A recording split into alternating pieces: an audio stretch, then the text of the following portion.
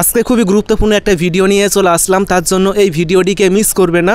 আপনারা পাশের স্ক্রিনে দেখতে পাচ্ছেন যে পাশের স্ক্রিনে কিন্তু আমার একটা ছবি রয়েছে এবং এই ছবির চারিদিকে কিন্তু ব্যাকগ্রাউন্ডও কিন্তু অনেক কম লাগছে। আমি চাই যে এই ছবির চারিদিকের ব্যাকগ্রাউন্ডটা একটু বাড়াতে, মানে উপরের ব্যাকগ্রাউন্ডটি বাড়বে, দুই পাশের ব্যাকগ্রাউন্ডটি বাড়বে এবং নিচের ব্যাকগ্রাউন্ডটি চাইবে।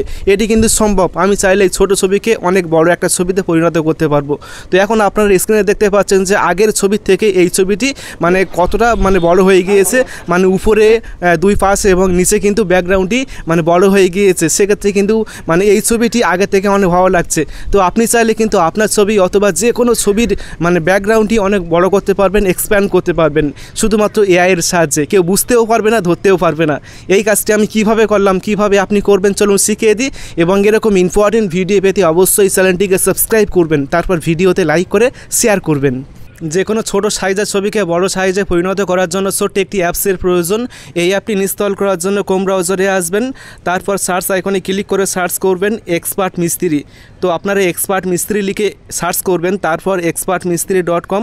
তো প্রথম এই ওয়েবসাইটে আসতে হবে, তারপর সার্চ আইকনে ক্লিক করে এখানে সার্চ করবেন ম্যাজিক ইরেজার এই লেখাটি লিখে সার্চ করবেন।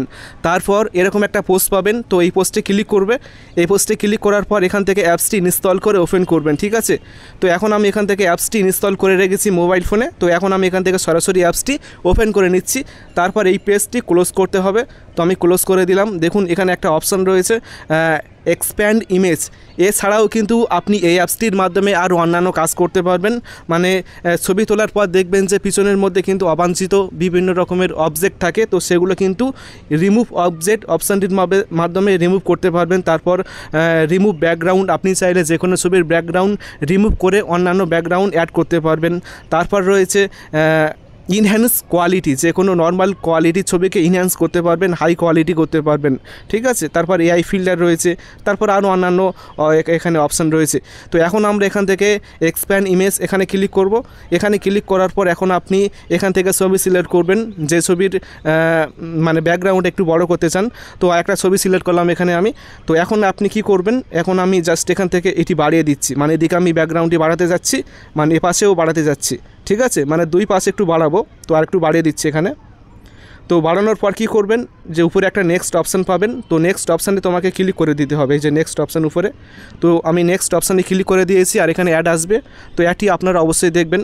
তারপর এখানে অ্যাডটি বন্ধ করতে হবে, তো অ্যাডটি আমি বন্ধ করে দিয়েছি। আর দেখুন ব্যাকগ্রাউন্ডটা কিন্তু একেবারে ম্যাচ করেই কিন্তু বাড়িয়ে দিয়েছে।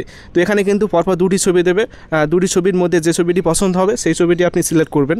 তো এই ছবিটি আমি রাখছি। আর ব্যাকগ্রাউন্ডটা কিন্তু আগে এরকম ছিল, আর এক্সপ্যান্ড করার পর কিন্তু ব্যাকগ্রাউন্ডটি এমন হয়ে গিয়েছে। সেভাবে কিন্তু আপনারা যে কোনো ছোটো সাইজের ছবিকে বড় করতে পারবেন। এখন আপনাকে সেভ অপশানে ক্লিক করতে হবে, তাহলে কিন্তু ছবিটি ফোনের গ্যালারিতে সেভ হয়ে যাবে। আশা করি ভিডিওটি ভালো লেগেছে। ভিডিওটি ভালো লাগলে অবশ্যই ভিডিওটি বন্ধুকে শেয়ার করবেন, তারপর ভিডিওতে অবশ্যই একটা লাইক করবেন।